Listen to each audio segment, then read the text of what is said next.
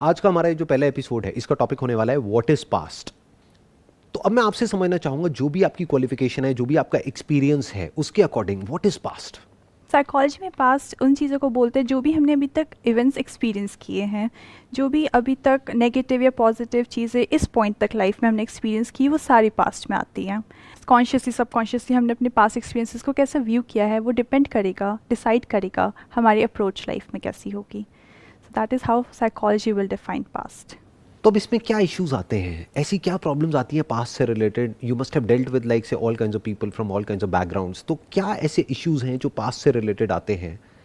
ज़्यादातर प्रॉब्लम्स जो मेरे पास आते हैं वो रिलेशनशिप्स को लेकर के आते हैं, स्पेशली अनमैरिड रिलेशनशिप्स को लेकर के, या पास्ट में किसी ने मेरे साथ कुछ किया, मैं वो लेट को नहीं कर पा रहा, ऐसा क्यों हो रहा है मेरे साथ, मुझे बहुत टाइम पहले की चीज़ें याद आती हैं और फिर मुझे रोना आता है। तो एज अ साइकोलॉजिस्ट आप कैसे डील करते हो ऐसे लोगों से जो कि अपने पास्ट में जाकर के स्टक हो गए हैं?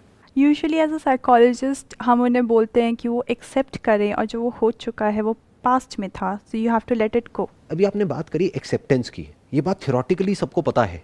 जैसे किसी के साथ में भी ऐसा कुछ हो जाता है तो घर वाले भी आकर के यही राय देते हैं, जो फ्रेंड्स होते हैं, रिलेटिव्स होते हैं, सब आकर के यही कहते हैं कि जो होना था हो गया, मूव ऑन, भूल जाओ, अब आगे देखो, फ्यूचर को देखो। लेकिन प्रैक्टिकली जिसके साथ में ऐसा कुछ होता है उसके लिए एक्सेप्ट कर पाना is almost next to impossible. तो सर इसी पे बात आगे अगर करते हैं हम, तो फिर लोग चाहते क्या हैं अपने पास से? अगर वो एक्सेप्ट नहीं करना चाहते, वो सीखना नहीं चाहते अपने पास से, तो क्या वो सिर्फ अपने आप को सेल्फ जस्टिफाई करना चाहते हैं? वो सेल्फ जस्टिफाई नहीं करना चाहते हैं क्योंकि वो एक्चुअल में बाहर आना चाहते हैं।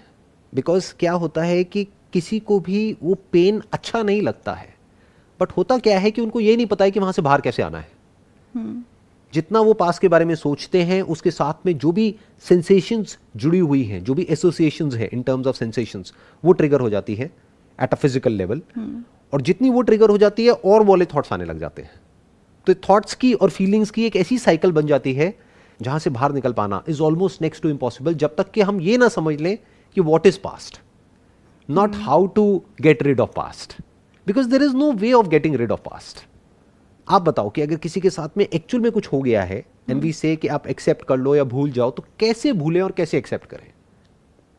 किसी और के लिए कहना बड़ा आसान है, एक थेरेपिस्ट के लिए कहना बड़ा आसान है, या मैं अगर स्टेज पर यहां पर खड़ा हूं तो मेरे लिए कहना बड़ा आसान है कि अरे क्या हो गया, पास में कुछ हो भी गया तो भूल जाओ ना उसको, जस्ट मूव ऑन।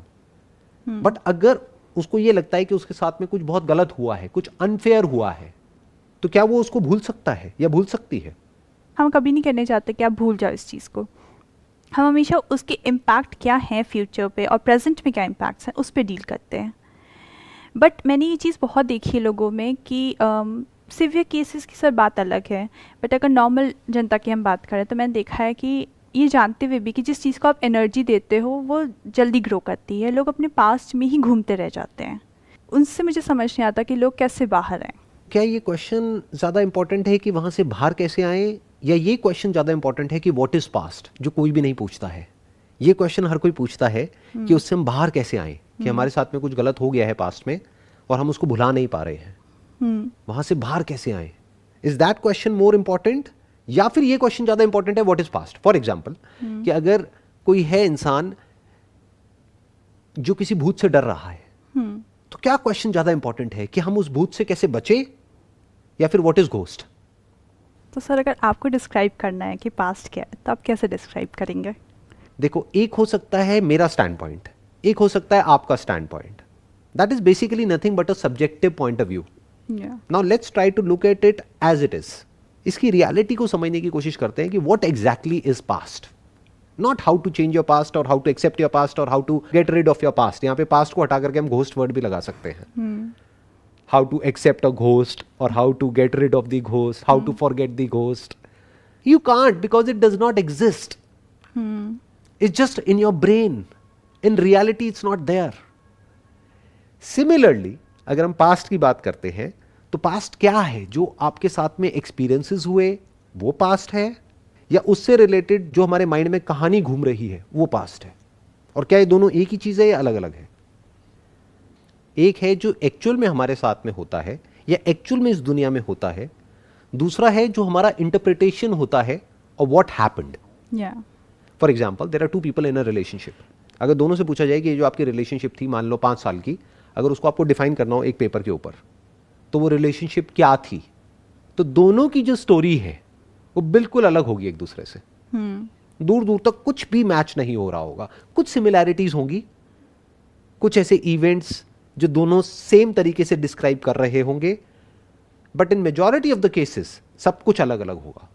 यानी दो अलग अलग स्टैंड पॉइंट्स हो गए। एक स्टैंड पॉइंट से देखोगे तो वो कहानी कुछ और है, दूसरे के स्टैंड पॉइंट से देखोगे तो कुछ और है। फॉर एग्जाम्पल, कोई इंसान है, उसको अपने पेरेंट्स से प्रॉब्लम है, पेरेंट्स के घर में लड़ाई झगड़े होते रहते थे, वॉट एवर इट इज, तो उसके माइंड में पहले से ही एक हीरो बना हुआ है, एक विलन बना हुआ है। मे बी उनकी मदर उनके लिए एक हीरो थी और फादर विलन थे, just for an example. But अगर फादर की स्टैंड पॉइंट से उस स्टोरी को देखोगे तो हो सकता है कोई अलग ही स्टोरी निकल करके आएगी, क्योंकि इस बच्चे को पता ही नहीं कि फादर और मदर के बीच में एक्चुअल में चल क्या रहा था। Yeah, that is true. Past is nothing but a standpoint. It's a narrative. It's a story. It's a superimposition on reality. कि जो हमारे साथ में एक्सपीरियंसेस होते हैं उसमें से बहुत ही कम हमारे माइंड में एक्चुअल में स्टोर होते हैं। Yeah. क्योंकि इस पॉइंट पर भी अगर आप देखोगे तो यहाँ पर इतना कुछ हो रहा है जिसकी कोई हद नहीं है। लेकिन अगर मैं आपसे पूछूंगा आपकी ब्रेन में क्या क्या स्टोर हुआ, इस स्टूडियो में क्या क्या है, तो उसमें से हार्डली 2-4 चीजें आपकी ब्रेन में स्टोर होगी, बाकी की तरफ तो आपका ध्यान ही नहीं गया। अब सोचो किसकी तरफ ध्यान गया, किसकी तरफ नहीं गया।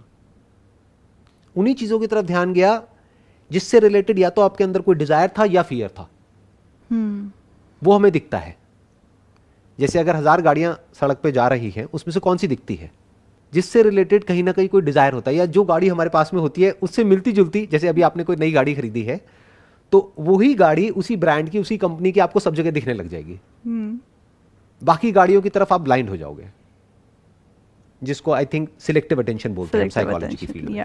अब अगर हम ध्यान से समझे तो हो क्या रहा है कि जो एक्चुअल में रियलिटी है उसमें से कुछ चीजें स्टोर हो रही है हमारी ब्रेन में, और वो भी जो चीजें स्टोर हो रही है वो मेरे अपने स्टैंड पॉइंट से स्टोर हो रही है।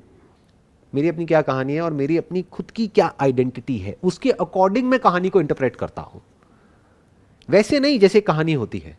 Just like we are watching a movie, तो उस समय सबके डिफरेंट ओपिनियंस, डिफरेंट परसेप्शन होते हैं एक मूवी को लेकर के। सेम मूवी चल रही है बट अगर 4 लोग भी बैठ के देख रहे हैं तो वो अलग अलग इंटरप्रेट करते हैं उस चीज़ को। राइट।